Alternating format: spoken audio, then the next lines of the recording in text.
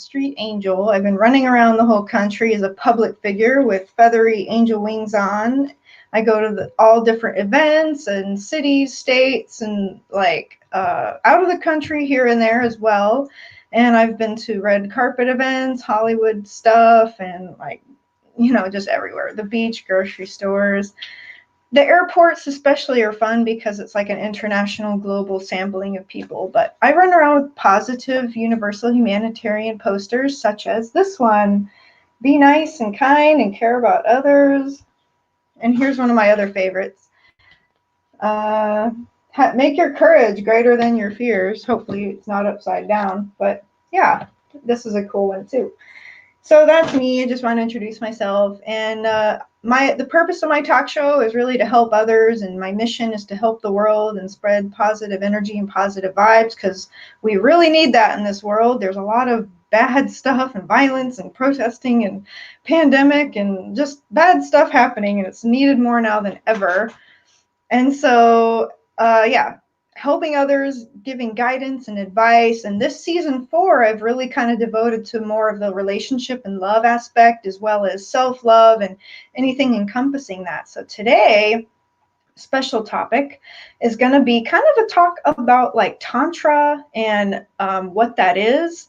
So you can have some clarity about that and clear up some miscommunications as to what that is, and how you can apply it in your life and your partnership. And then also we're going to talk a little bit about jealousy and how to address that in your relationship if you have a romantic partnership and you struggle with jealousy. And we're also going to talk about some integral coaching. And so I have a really special guest who's a friend of mine who lives in Austin, Texas, and he's a really kind of a Tantra guru, I would say. And we're going to be talking to his experience with Tantra, both individually with himself and his partner, his girlfriend. And then we're going to talk about the kind of coaching that he does. And I'm going to be doing my side of it, and he's going to be doing his side of it, like sharing our opinions and experiences with all this stuff. So without further ado, I'm going to be bringing in my guest now. And everybody give a clap and welcome Stephen Black.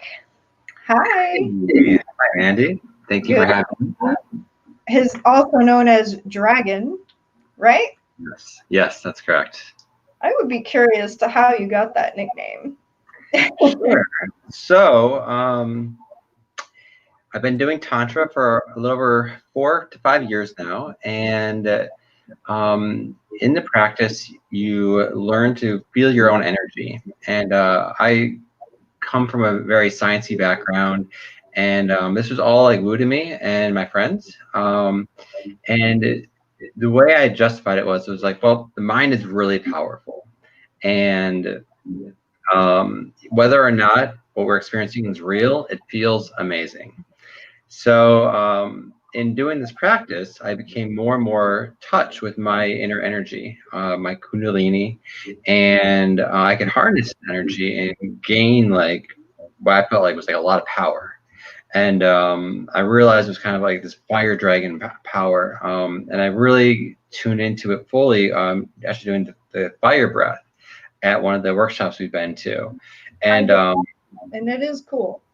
Yes. It does stir up energies. And just, I don't mean to interrupt you, but for people who have absolutely no idea what we're talking about, if you could say what Kundalini is.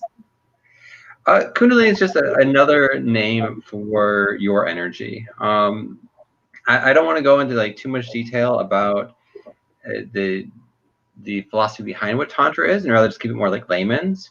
Okay. But Kundalini is your energy. You can feel it going up and down your spine. Sometimes people have what they call a Kundalini awakening. You can do Kundalini yoga, there's Kundalini massage. And it's related to Tantra. You can call it Tantra energy. You can call it sexual energy. You can, however you want to portray your energy is fine. I called it sexual energy because that's always how it's been kind of taught to me. Like the word Kundalini, everybody's always kind of conveyed to me that it's like sexual energy that you harness and you pull up to your brain, and that you basically utilize to create power and clarity and drive and creativity, you know. Right. Yes. I think in the U.S. we have mixed like traditional tantra and neo tantra, and there's a lot of sexual emphasis on it. And traditionally, there wasn't necessarily as much sexual emphasis, but the reason why I think it's actually important to have that emphasis in the U.S. Specifically, and actually many conservative countries, is that we've been taught to suppress our sexual energy, our sexual selves. And as a result, we actually get energy blocks around our sexual energy. So And so when we learn to awaken that or clear those channels, we get this huge boost of energy and we find out we do have a lot of power. And that lets us really step into our divine masculine and our divine feminine when we've harnessed, accepted fully like who we are and that we are sexual beings. there is so much shame and guilt put around sexuality, which is bizarre because it's one of the primal main forces that drive everything in our world. And it just sucks that there's so much shame and guilt around it, and trying to express it, explore it. And then there's even some amount of laws that mess with it. And it's like, there's just, it sucks that throughout history, it seems like it's been shamed, suppressed, and yes, the blockages. And while we're on it, I just want to share a quick story.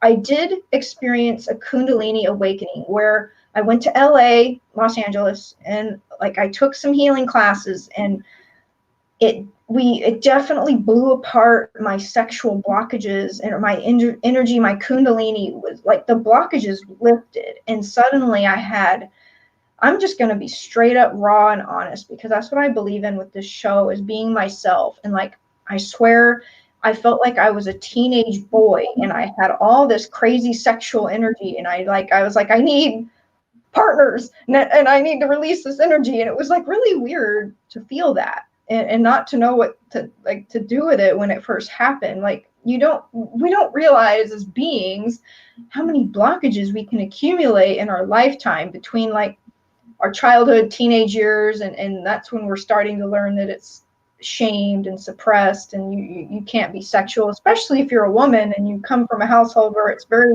religious, and like, and then it's like these blockages, sessions, and when that comes off, it's like, oh. So did you have something like that happen to you? Similar. For me, I was fortunate in that one, I did experience that fully as a teenage boy, so I can relate there already. But when I had when I started clearing my channels, I had already been taking these Tantra courses and learning how to move my energy. So instead of becoming like really overwhelmed with this, I already knew how to move it. And that's one of the benefits of learning from people who are doing this, and that you know in practice how to move it. So when you do experience this, you are able to thread. You don't become overwhelmed by it. It's still really blissful and really enjoyable, but it's not as overwhelming as if you might have a Kundalini awakening on your own. And that's not very common.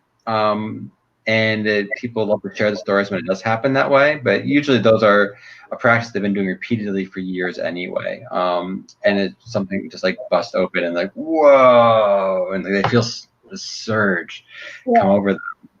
For me, it's very distinct, and that's why I'm able to talk about it, because I was like, this happened to me. Like, I recognize, I was like, holy crap, where is this energy coming from, and what do I do with it? And yeah, so to know how you would deal with it, I mean, but it was just funny that to have that awareness was key. The awareness that I was like, wow, I just released all these blockages, and it's so freeing in a way, because it's like most people go in their life asleep, like they don't realize they have all these blockages and problems. And so some of these classes, and this is actually, I should have said it earlier, everybody, I met Stephen in the Tantra community at a workshop. So I met actually you and your girlfriend at the same time. yes. And you want to talk, do you want to mention her name, or I don't know what kind of boundaries you might have around that, but how long have you been with her? Yeah, sure. We've been together for, I think, 4 years now. Just about 4 years. And her name is Estrella. and she's an amazing woman. We've been on this journey together, and yeah, I met her 4 years ago, right when I was getting into this, and I had a lot of really interesting experiences around that. I actually believe I manifested her, because in the workshops you learn about how to use your energy to start manifesting things and how to change your thoughts to get what you want. And I was like visualizing. I want Estrella. Well, I'm gonna call her Rachel for now because her name is Rachel, and it's relevant to the story. So I was like, I want Rachel, and then this Rachel comes into my life. I'm like, the universe, you're so funny. Like that's not what I meant. I meant this Rachel. So I said like Rachel in her middle name, and then I'm like, no, like this girl, and then another one came into my life, but again, it wasn't that one. And it's happened like 4 times in a row, and then finally I like became like super clear, really embodied like what I was visualizing and wanting, and then she came into my life. I already knew her, but like I was like, this is like the most spectacular girl. I want her to come into my life. And then we hosted a play party, and that's right there sneaking in. And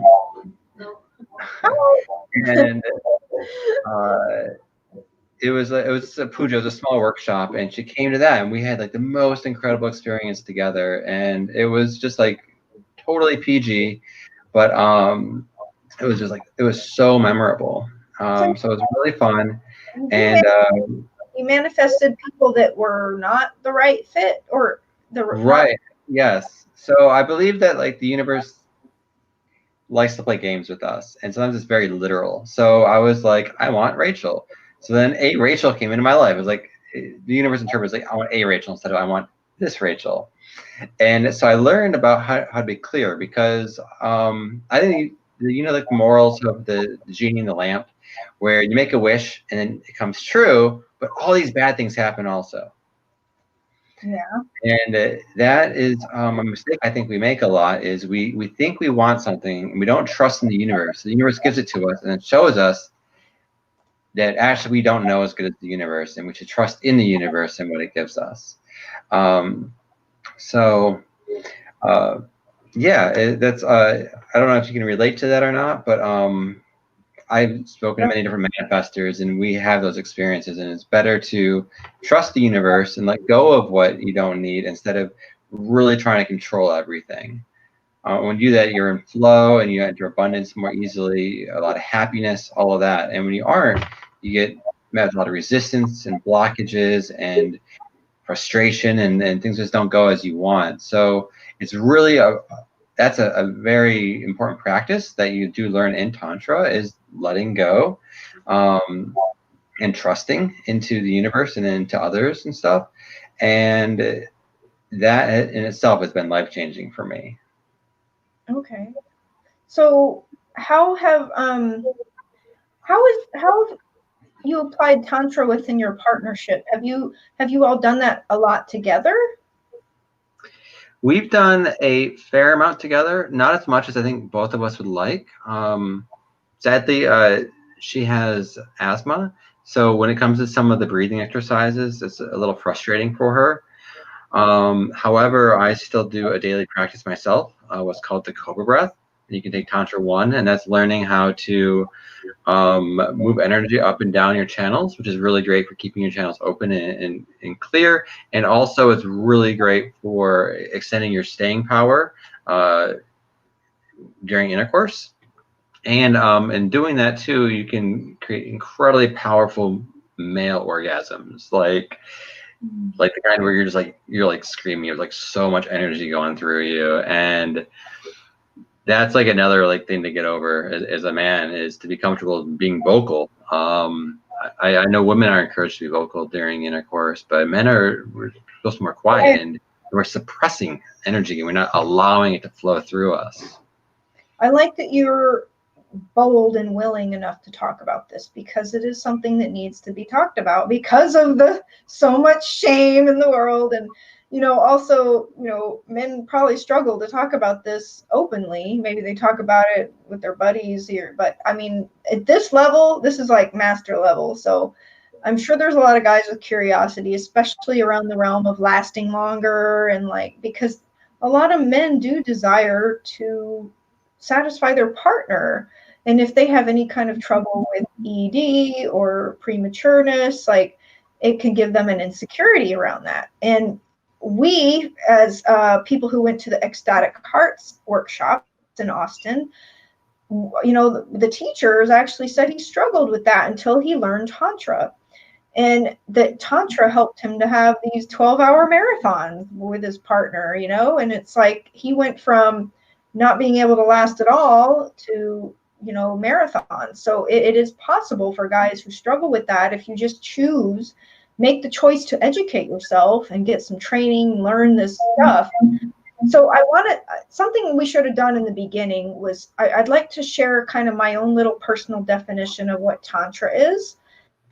Just based on my own research and classes and things that I've experienced, there's this huge miscommunication, like you already said, that Tantra is all about sex and this and that. Actually, no, it's not. Tantra is a lot about, if I could just try to describe, it's really about moving energy, for one. If you're doing it individually, moving energy, getting in touch with your own energy, clearing blockages, breath work, you know, that kind of stuff. But with a partner, Tantra seems to be really about a deeper connection. Like you desire to have a deeper connection with the soul that you're in romantic partnership with. And so Tantra teaches you different eye gazing techniques combined with certain specific poses that you do together and embraces. And then channeling energy through breath work together. Like it's very unique and specific stuff that you can learn to apply to your relationship to be more balanced and in harmony energetically with your partner and to be closer. And it creates like this vulnerableness, but in a beautiful, gentle way. Does that sound pretty accurate from what you've experienced? Oh yeah, I think those are great additions to add to it. I would also say that Tantra can be a healing modality. I've learned how to heal myself and others through being able to move my own energy. For example, headaches. If I get a headache, I can literally do this and move it away. And I can do that for other people too. I found that most headaches people are receiving are actually little energy blockages. And you just move that energy and clear it through their spine. Or if you get neck pain, you do the same thing. This is also called like Reiki, but it's the same practice. And you can practice moving energy through each other, which is really powerful. And the other thing I forgot to mention, and partly why I'm also called Dragon, is my energy is really large. A long time ago, I released my energy and I just was letting it flow out and stuff. And people who know a lot about energy don't recommend doing that because you can harm other people and also you become susceptible to other people's energy. But I kind of forgot I did that because I wasn't really fully aware of my energy, and my partner super receptive to my energy, and she will know before I do what I'm feeling. And yesterday, I was I'm feeling stressed about something, and she's like, "Oh my gosh, your stress is giving me anxiety right now." I'm like wow, it just hit me that realization. She'd already been able to vocalize it. So some people are very empathic to others' energy, and learning how to then bring it in and control it and manage it is really important because you might be somebody who has big energy, and you've received weird comments before your energy is really bothering me. What are you talking about? I'm not doing anything to you, and it's subconscious. You aren't aware of that. So learning how to move it and control it and harness it and then play with it is another really fun thing you can do. And that's where healing can come in, is you can help other people. When you can control your energy, you can move other people's energy too, and that can help them with their blockages and accelerate their Kundalini awakening. Well, excellent. Yeah. I do wonder, how many of the classes have you done? I have done about 3 a year, so I've done at least 12, and probably at least that many pujas also. I've staffed most of them. Wow, that's a lot. Yeah, I really recommend doing one every 3 months or more. I would love to do a monthly, but they don't offer them that frequently. So it's it's more than just Tantra with ecstatic hearts. It's also an empowerment workshop. And my purpose in life is to help others become higher versions of themselves. And in volunteering for these workshops, I'm able to help so many people. I've helped grow this community. I've helped transform many lives. And that's my way of giving back. So I really love that aspect of it. And if I could just plug in, I guess that's partly why I'm creating the Divine Dragons coaching program, is to help others learn these skills and then be able to share them with more people. Awakening has so many benefits, and so many of us are in unnecessary pain in the world that we can start helping each other, and we don't need to spend tons of money or this kind of stuff. It's about building community and new relationships, and these relationships that are going to help support each other. And I mean, I'm sure you remember just at the end of the third day at the Tantra workshop we did together, like everyone felt like family. Like we had shared more with these people than we had with many of our family members. And that's how you build community and trust, is in this kind of environment where you are totally open and vulnerable. And that's how I always am. I'm comfortable talking about anything with anybody because I know it's not good to hold stuff in. You just always really let out, really share it. And it's amazing the responses you get and how freeing it is. It's like every time I talk, it's like therapy. Yeah, I remember, I mean, there was some stuff I shared in workshops, and then I was like, holy crap, I can't believe I opened up and said that in front of a whole group. But then it was like also very like freeing, and that release, like sometimes I would like literally cry because it's just been held in and suppressed. And so it's like, yeah, I see the benefit in that. And you do feel like you make friends. And I thought it was really cool, like, to connect with people in Austin, because I mean, I've been, once I moved back to Texas, I felt like I was looking for my tribe. I went off to Los Angeles and Portland, and I was away from Texas for 5.5 years doing the gypsy life. And so it's like I changed and evolved and became so rainbow colorful. And then I came back here and I was like, all my friends moved away. I need to find new tribe now to kind of match who I am. Like, so it was really cool, like, to at least try to meet some new people from Austin, because I'd like to actually live in Austin someday, but the way things are going right now, I really don't feel good to move. With the whole pandemic and all the protesting and upheaval, I just like, it's kind of nuts. I know I'm going off on a tangent, but that's just the way I am. So, but Austin, it's like LA, but in Texas. And Yeah. I'd like to explore more of Austin. So, hey, if you can connect me with more Austin tribe, I would totally dig it if we ever get back to normal and have more events. Well, I'd love to share with you. So I'm an active community builder, and we have multiple projects in Austin. So if you are interested, in which you just said you are, I'd love to have you out for some of these. Part of what we're doing with the Divine Dragons, is having a monthly event or a workshop where we go over a skill that people will greatly benefit from having. And then what we do is, for the rest of the month, we do daily coaching calls with them to make sure that they're integrating the skill. And after you do something for a month, it becomes habit. So you've changed for the better in your life. And there's so many tools I've done this with for myself, and so many more I still want to do. This is just a really great way to start slowly transforming yourself into the better version of who you can be. And part of that is while we're doing these check-in calls, is you're building relationships with somebody, and that's building community. And we are building wellness centers around the 6 pillars of wellness that we'll get into a little bit later, so that we have physical locations to take care of our needs on a regular basis, and then living with people who are also doing the work. So we're going to be like a personal development community where we're always supporting each other, and you really have the deep level of trust that we've described with everybody in that community. I kind of have a problem with trust. I'll just be honest.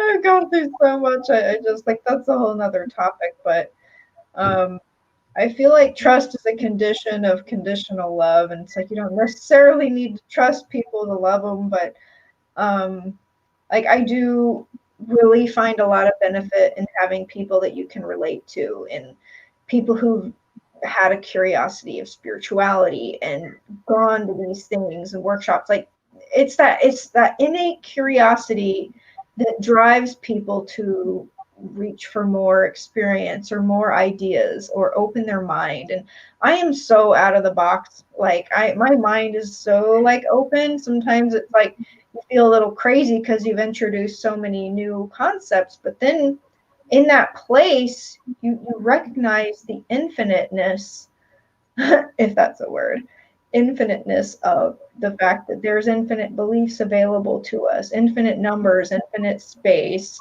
infinite religions. Like, when you get into that place of infinity, then you kind of learn that you're struggling to what to believe. And all you can really know is what's true for you. Like, what you have felt, what you have seen, what you have gone through, what your experiences with others in life. You know what I mean? Totally. You're starting to describe actually emergent, integral, or teal stage of consciousness, which is the second stage, or sorry, level of consciousness, the second stage of consciousness that humans can experience. And this is a very healing stage, in my opinion, because you're recognizing that there's all these things, and hey, I see the truth in all of these things, and you start looking at things from many different perspectives. So I guess I should quickly explain what integral consciousness is, or what integral theory is. It's this realization that when you're having a argument with somebody or whatever, and one person said, you said this, and or you did this, and they said, no, I did this, and like, how can two people see something so differently when it's the same event? And we find actually that it's very easy. And to be more complicated, there's four perspectives of reality that we all can experience. So those perspectives have been known since, as long as we've had language, which is really neat, but we aren't really taught this in school, and it's really fundamental to understanding how. And I think we aren't taught this because it makes our communication bad. So we are better off as laborers and that kind of thing. But our language is actually based around this truth, and that is one known as the good, the beautiful, and the true. So the good is what is culturally acceptable. The beautiful is how we feel about the different things that are happening around us, internally and externally, that we see. And the true are the things that we can both see and touch. And truth can be viewed both individually and from the group perspective, or from a societal level. So an integral theory, we would basically make a 4-quadrant chart, and we'd show on the top individual, and on the bottom group, and then we would have subjective and objective. So the individual subjective is how our feeling state. What are we feeling? How are we experiencing the world? So when I look at you, I feel certain things, but that's only my perspective. What I'm feeling, some other person might not feel if they're looking at you. So we have a different perspective of the same thing. We feel differently about that. But those are both incredibly real to us. And for a long time, there was a debate like, no, that's not part of reality. And in the 1984, Ken Wilber came up with a book where actually he was the first person to realize that all these perspectives are real, and you put them all together. So then you have the objective individual perspective, which is like your physical state of being, what's going on with you, what's your physiology, etc.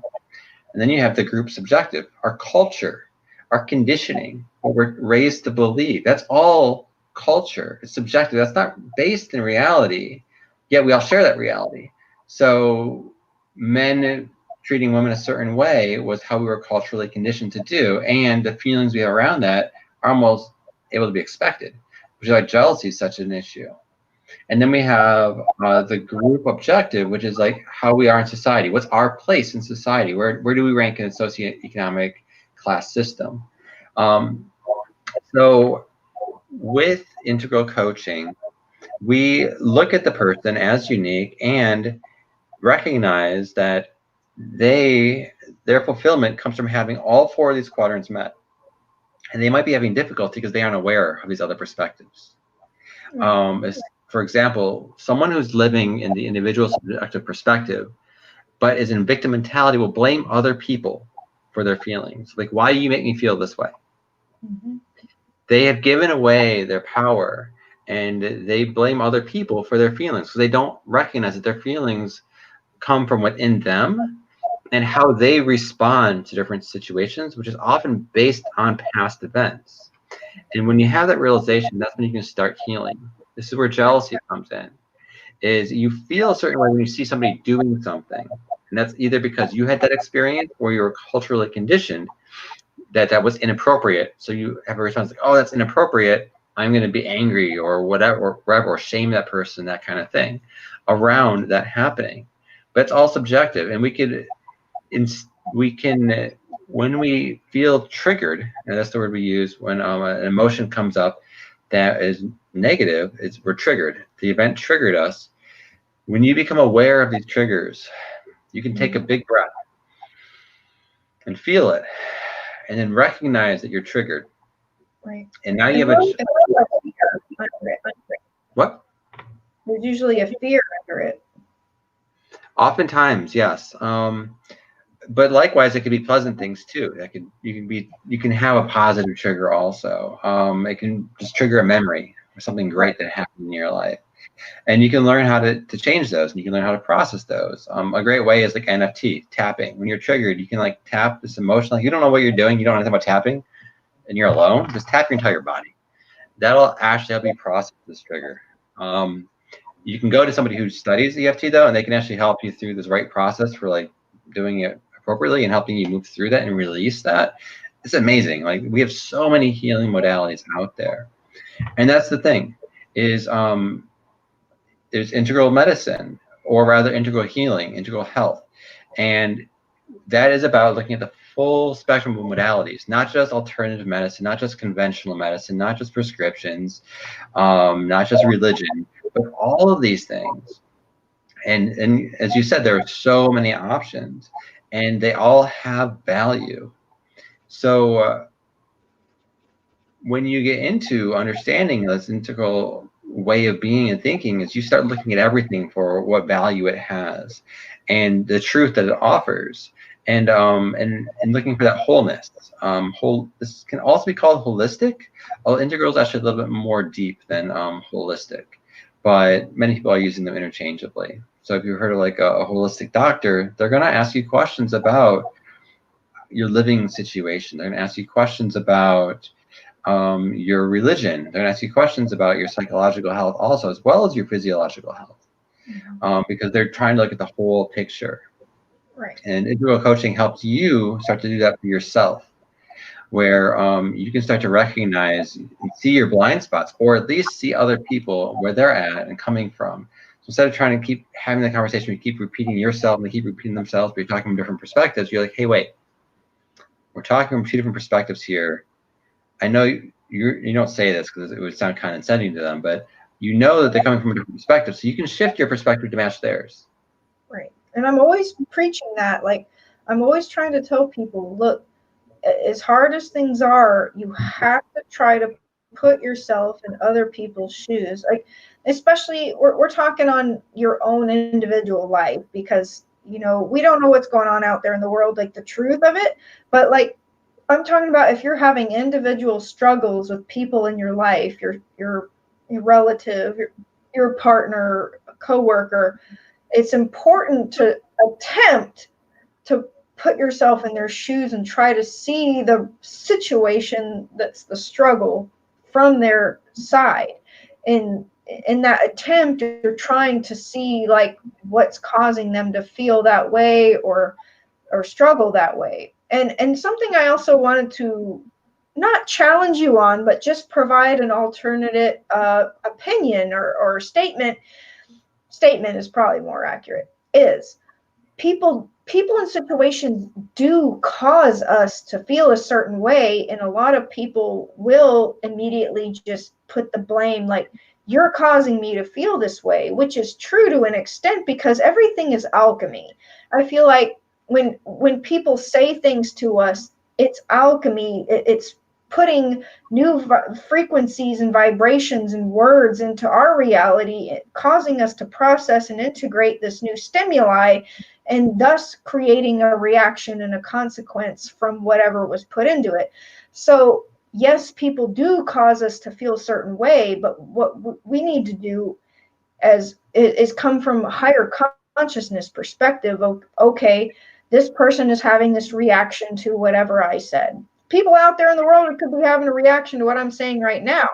You know, it's like they're, you know, it's causing some kind of reaction, and then, you know, you end up going kind of back and forth dealing with the consequences of what you're putting out. And that's why it's also important to have more carefulness on what you say to people and how you come across. And yes, you can't please everybody. It's just a fact. You never know how someone else is going to actually perceive you, or if they're even listening properly, or heard you right, or integrated what you meant, or the intention properly. Like, you have no control over their processing techniques or their level of comprehension.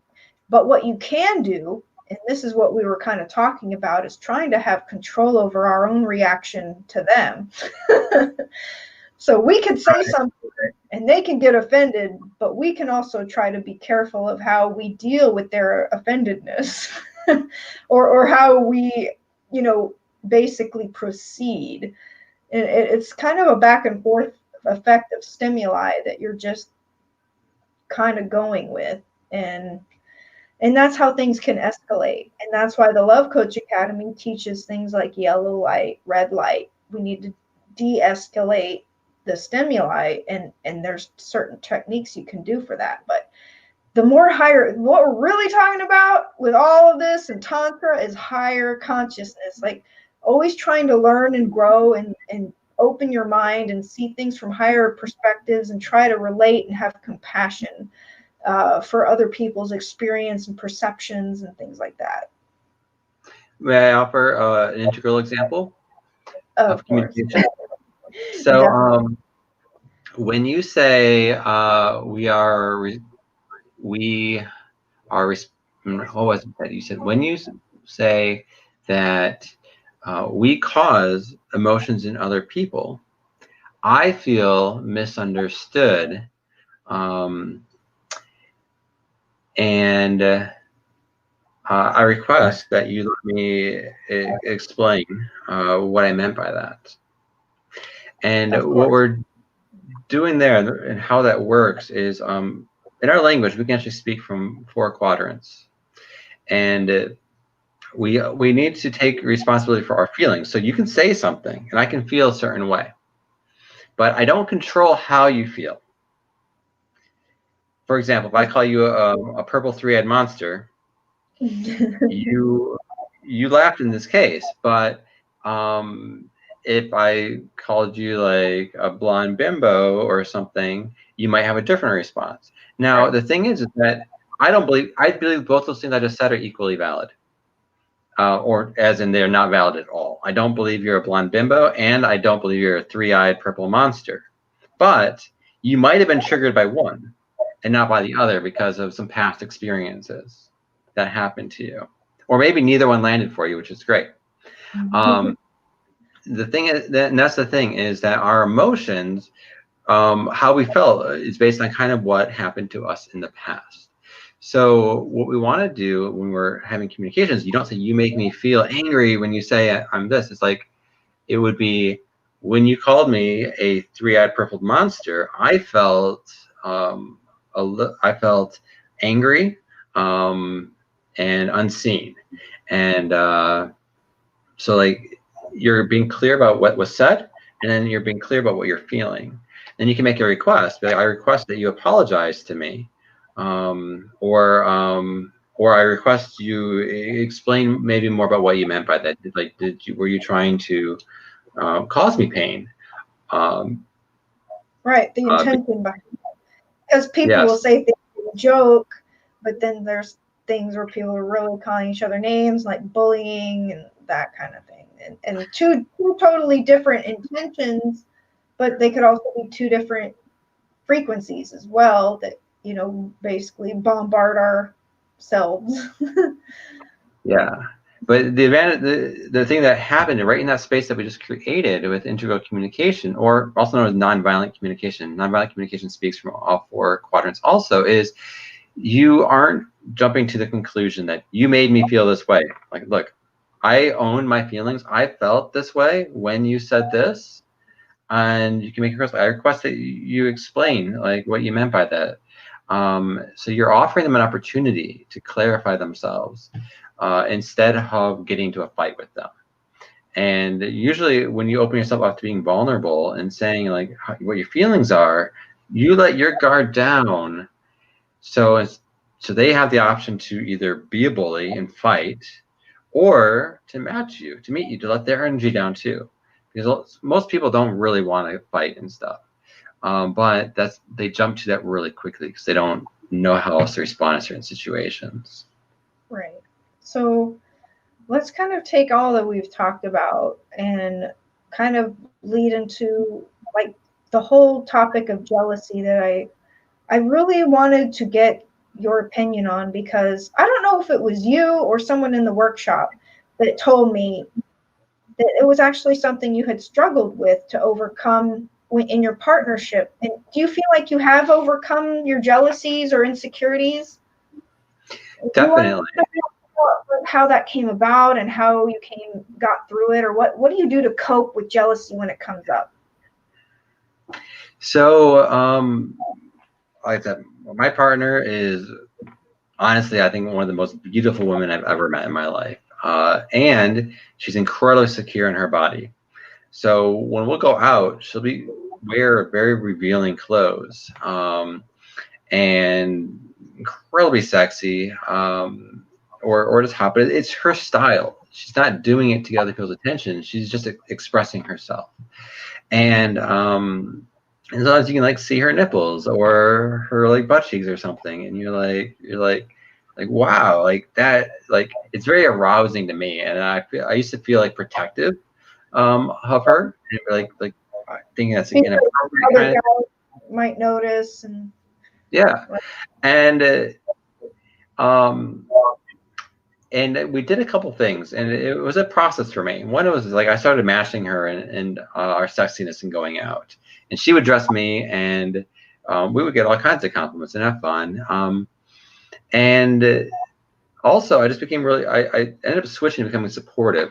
We go to some parties that are body positive, which means clothing optional, and I would be like, hey, yeah, like you can be naked, all that kind of stuff. And the more supportive I became actually of this, like the more conservative she became, which was kind of weird.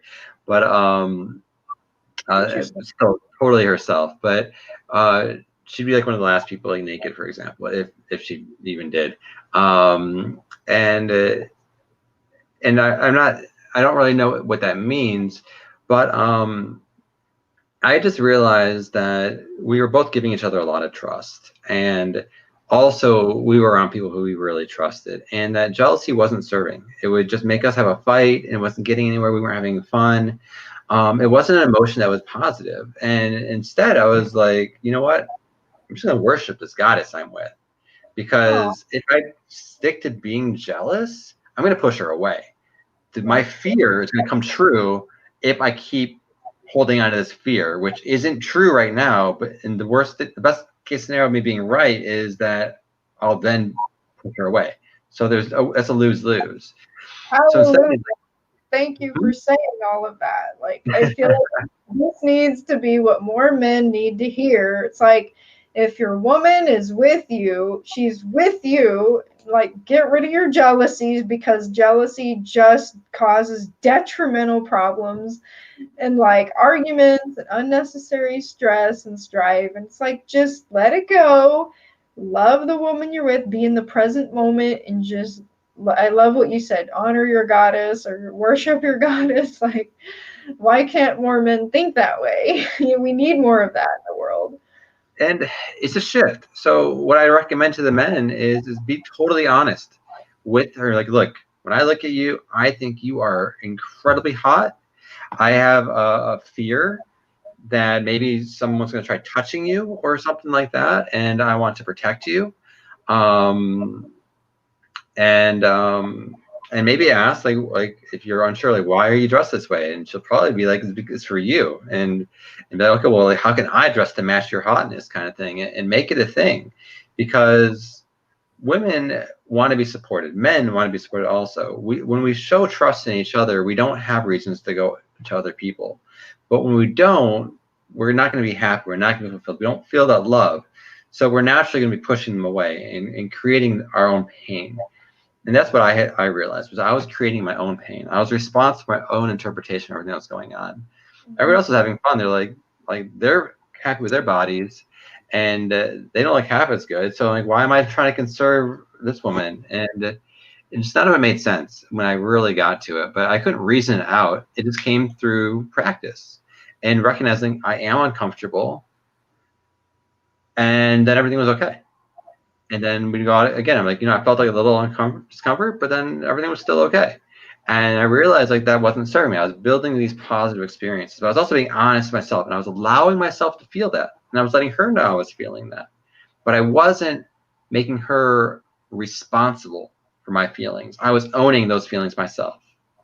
She wasn't causing those feelings in me. That was my conditioning. And I knew it was my conditioning. And I told her, I know this is my conditioning. However, I still feel this way, and I want to work through this kind of thing. I didn't force her to change or anything like that. And now it's great. When she gets a compliment from somebody else, I'm like, awesome. I love it that people see her. And it was funny because we would go out, she'd dress me, and like more often I would get the compliments and be like, well, she's my stylist.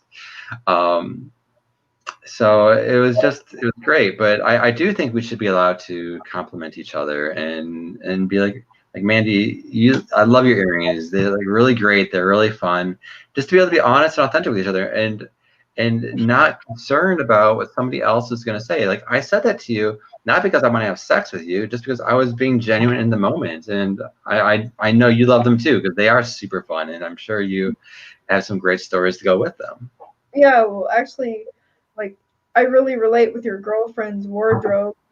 I remember at the workshop we were dressed similar. Like, I don't typically like do too much nipple stuff, but like, I respect people that are brave enough to do that. In Portland, actually, I lived in Portland, Oregon for like a year, and wow, like the style there is really like out there, and a lot of the girls are braless. Like, a lot of the women there don't believe in bras, and they don't shave their pits. They're kind of like hairy, and it's just different and out there. And so honestly, I've really loved my travels, that, spending all the time in LA and Portland, and like seeing these different basically cultures and communities, and not just that, but how women are like way more out there in freedom. And yes, there is more sexualized women in LA. Like, I would go to red carpet events, and I would be shocked at some of the things that women would wear. I mean, we're talking packed events, photographers everywhere.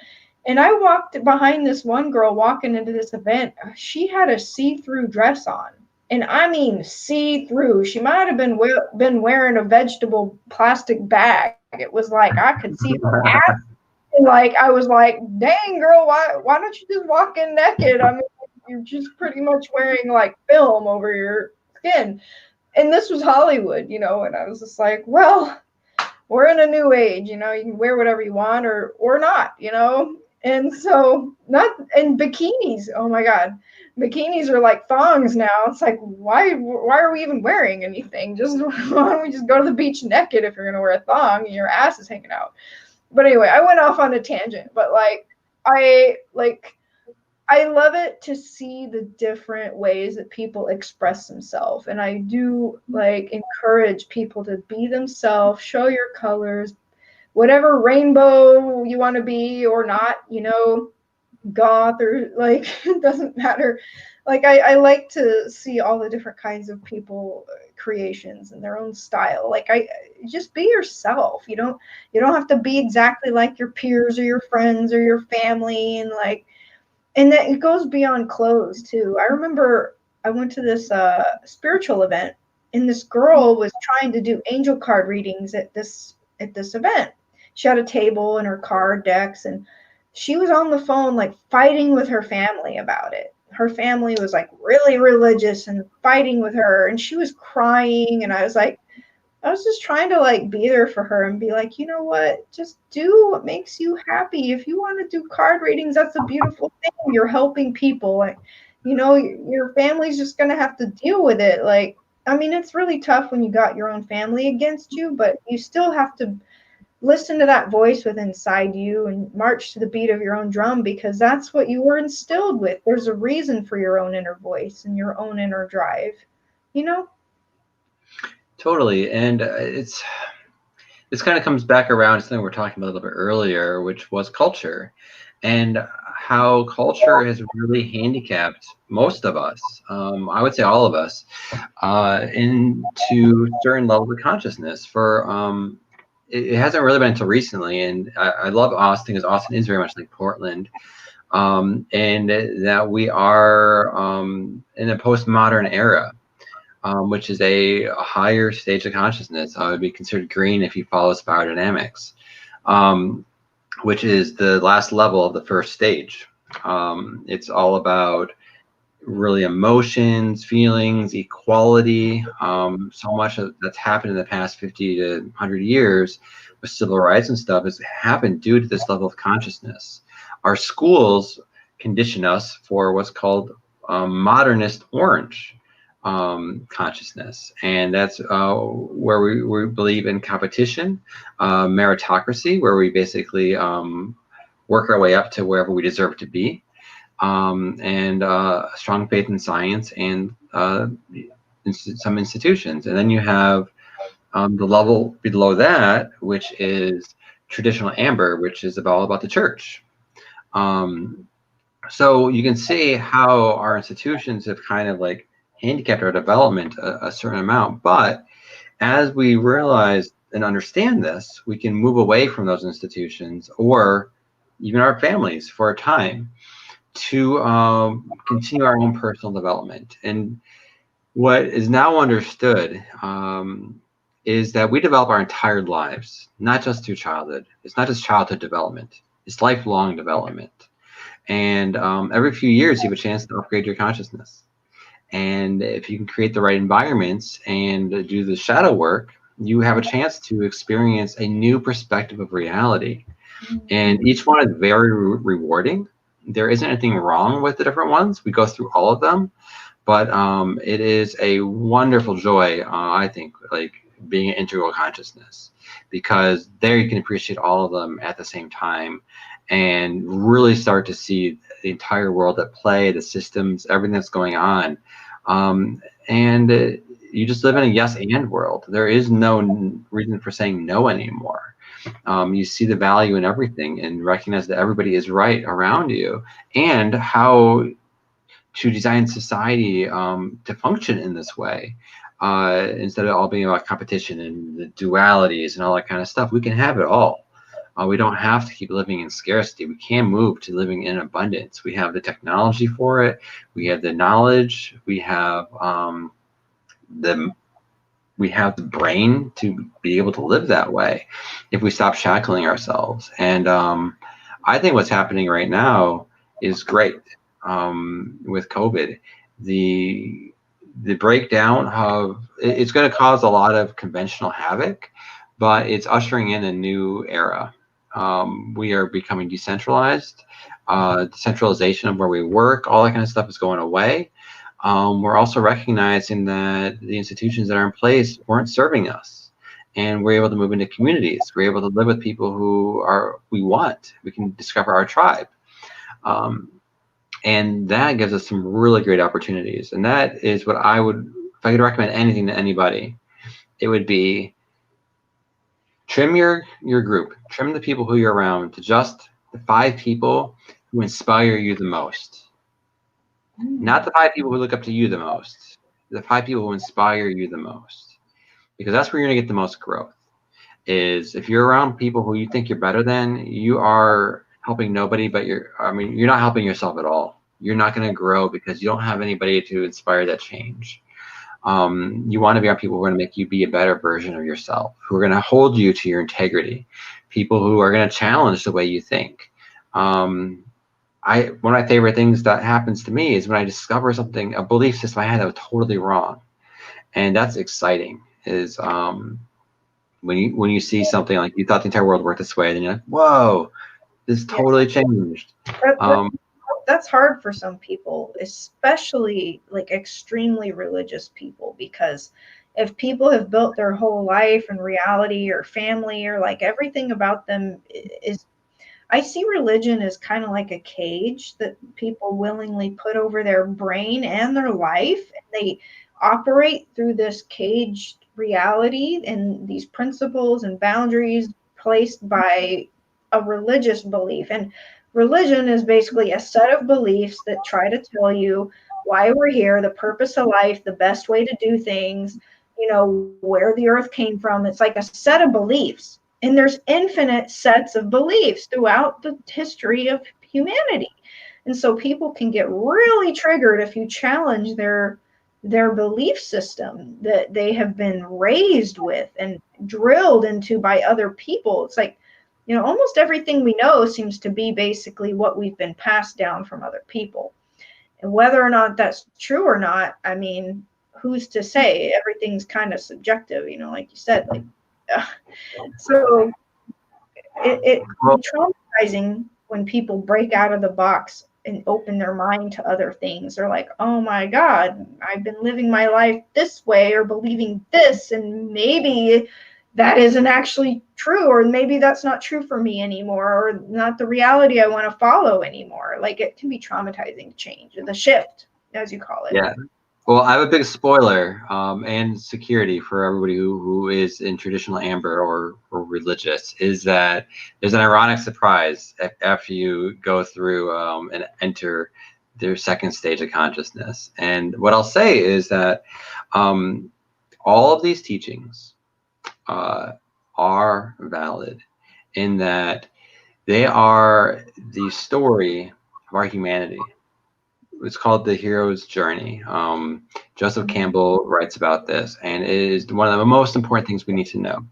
Every spiritual teaching that I've reviewed is essentially the hero's journey. It's the life that we experience. It's a myth to help us through the tribulations that we go through, and it's a guide to reaching stage 3 consciousness. The highest stage that we are aware of, which is considered like sage or saint stage consciousness. These are a guide for that. Now, the institutions have monetized most of these religions, and they don't help you ascend. Because when you ascend, you realize you don't need the church. I mean, if you read the Bible, you don't need the church. Jesus was opposed to the church. Why would you go to church when Jesus is like, don't go to church? Like, but what's happening when people who are in the consciousness of tradition is that they're allowing somebody else to do the thinking for them. And they aren't experiencing what these teachings was meant, the beauty that was there. So when you look at someone like Jesus, for example, like he questioned authority. He questioned all these things. He teaches you to question them. So you need to. And that will bring you into what's called like postmodern orange, where you become science, you become skeptical of everything. But then you will get into touch with all your emotions, your feelings when you enter postmodern green. You're gonna start feeling it, like, oh wait, this is wrong. And then you enter integral and you're like, oh wait, I was only living from one perspective. Now I have all of these perspectives and I see it all. I see the bigger picture now. You realize that this was all a part to get you somewhere else. So people who are at this traditional level, feel free to open up, because what you have is really valuable, but you're not utilizing it right now while staying where you are. Perfect way to end the note.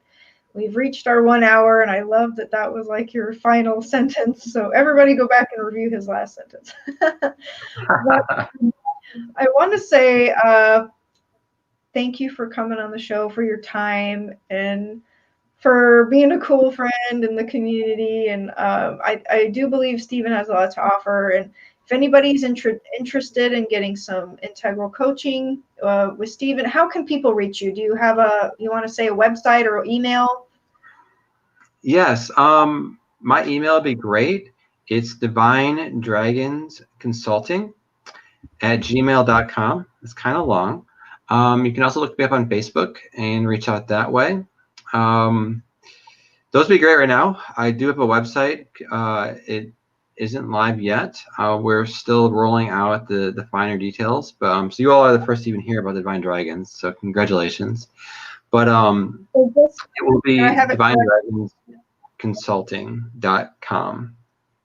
And the reason we use consulting is coaching is like one quadrant of personal development, and we believe that consulting includes oh my gosh, I'm blanking my words. It includes advice, it includes financial coaching, it includes mentorship. So we look at it all. Well, yeah, it's customized for your person. So I always do one last thing at the end before I wrap up the show. I like to just tell people about my products really quick. So I'm going to just take you out just for a second, bring you back in for final goodbye, okay? Sure, thank you. Okay, everybody, if you're interested in deep healing, I have a meditation healing guided CD and sound bath that helps walk you through each of your energy centers and chakras to clear out any wounds and baggage so you can feel clearer. And it's available for sale on my website. Just look up my Epic Healing CD. And it's $25, includes shipping. I also have angel relationship guidance card, romantic relationship angel guidance cards. They're not tarot, they're not oracle, but they're they help you with get you to feel within your relationship and guide you within your inner voice to make decisions in your partnership. So let me know. These are on pre-order, so if you're interested in the cards, you have to message me and say you want to get on the pre-order list. But the CD is available for sale. I can ship it to you right away. And I just want to bring Stephen back in for one last goodbye, everybody. Thank you for watching the show, and thank you for Stephen for being your consulting and your time and expertise. All right, so maybe we can see each other again someday and do a double date or something. Yeah, I think that'd be wonderful. And thank you all so much. I look forward to seeing you all level up. Cool. All right. Good night, everybody. Goodbye. God bless.